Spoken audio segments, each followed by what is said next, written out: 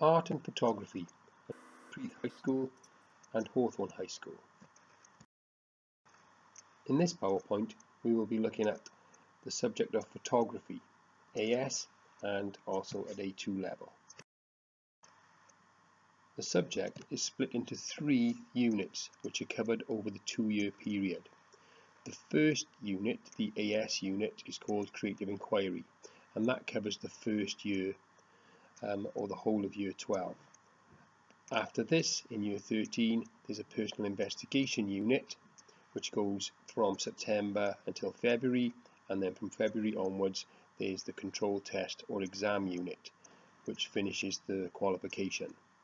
The first unit, the Creative Inquiry, which covers the whole of year 12, is split into different sections. The first part of the course is about trying out different rules of photography, different experimentations with photography, and trying to learn processes and become more confident with it as a creative medium. And to prove that, you need to have a PowerPoint with lots of your experiments and ideas on there, which we will do as in the form of mini experimental projects.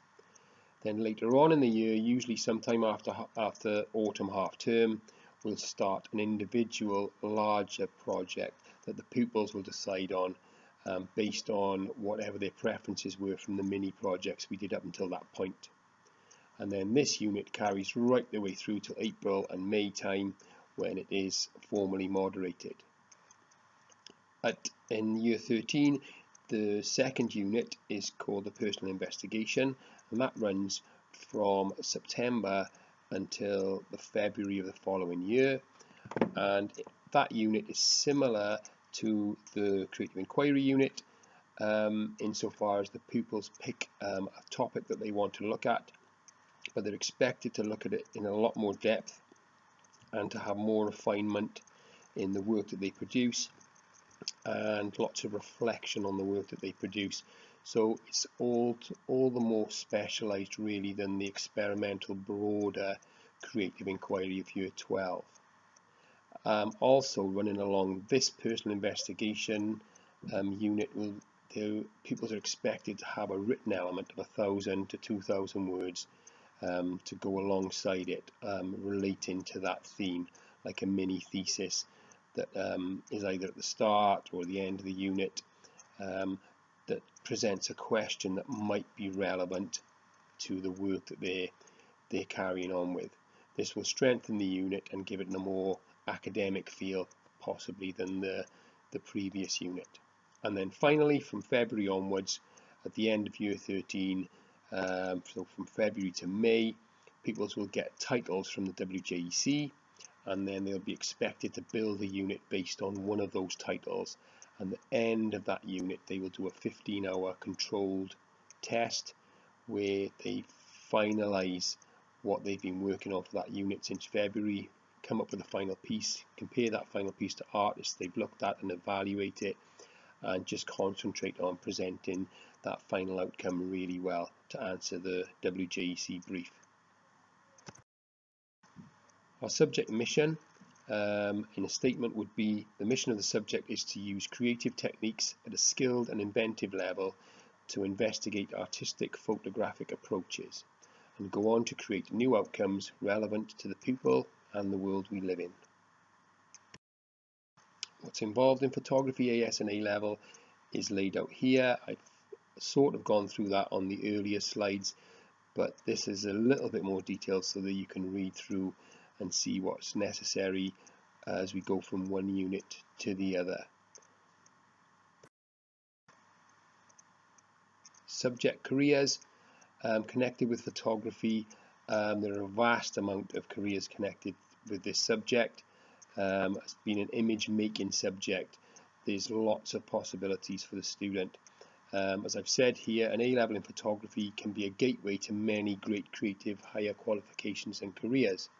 The creative thought process and innovative thinking are valued very highly by universities and employers. In an ever-changing world, the creative mind is a valuable asset and can lead to many satisfying and valuable careers. Creative industries such as media, graphic design, fashion design, interior design architecture and game design all value an advanced level qualification in photography. In addition, photography is highly useful in advertising, journalism, events, recording and documentary work, to name but a few. Beyond this, companies of any kind value the creative person who can think outside the box and show they can investigate in order to create something new. Ultimately, photography can offer a career option that is rewarding mentally and financially. Subject assessment, I've put it down as being split into two areas really. There's informal assessment and formal assessment. Informally, pupils are encouraged to share and talk about their work. This could be in groups of 2, on a table, around a computer, or when they're planning their shoots or taking their shoots in the art room or around school. This can provide a good way for pupils to assess the quality of the work and skills during lesson time.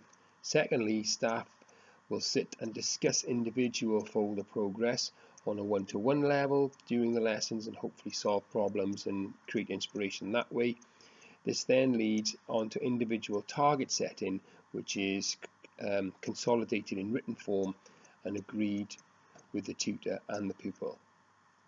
On a more formal structure, pupils will be given regular progress and effort grades through the schools on the SIM system, as well as success grades to aspire to based on their work to date. And finally, probably the most formal method of assessment comes from the WJEC, who we send the work to in the May of the year, and the results go to WJEC, and then they send in a moderator to check the work in an exhibition and to regulate the marks given by tutors on the 4 assessment objectives, just to check that we're marking fairly. Subject achievement typically results in both AS and A-level photography have been consistently very good to excellent over recent years from both Ponty High and Hawthorne High School. This is largely down to the good course structure, good assessment, both formal and informal, contact with home, and finally and most importantly down to committed pupils with a real love for the subject, working alongside excellent staff. Art has and photography, well especially photography, has been one of the high points of Hawthorne's results over the last 5-year period, with many A grades being achieved from Ponty High and also from Hawthorne in this subject, and also the vast majority of pupils gaining an A-level grade in the subject, and more often than not it's a good A-level grade as well. So what we're doing is obviously working, and pupils are responding well to it and achieving well. The subject team for photography currently is Mr. James Cox, that's me, teacher in charge of art, and Mrs. Alison Lambert. Expectations, with any advanced level qualification, it's a big jump from GCSE to A level, so our primary expectation is to have pupils sat in front of us who are prepared for this jump and prepared to work hard and hit the ground running and to try and do their very best in this subject. That's a real key issue and something that we're looking for definitely at A level, and when we communicate with parents we'll obviously be reinforcing this as well. Pupils will need to be organised enough to be working regularly and entering each lesson, this is important, with evidence of progress made from the previous lesson. This could be evidence of creative photo shooting or editing and analysis work completed on the PowerPoint folder. Because with photography, which is different from art, the work is all done on a PowerPoint and recorded on a PowerPoint and presented in that way when the moderator comes to look at it as well in the final months of the course. It is also vital pupils bring necessary memory cards and camera phones if they need them, or camera leads. All this is really important. This level of organisation allows the lessons to function well so that pupils can get the images on the computers to start editing and comparing their work to other artists. Without the leads and the technical side of things, then pupils won't be able to get their images on and lessons can soon ground to a halt. In lessons, pupils are expected to settle to their work quickly, whether this is a mini skills tasks which is delivered by the teacher at the start of the course, or later on in the course when they're carrying on with their own creative themes.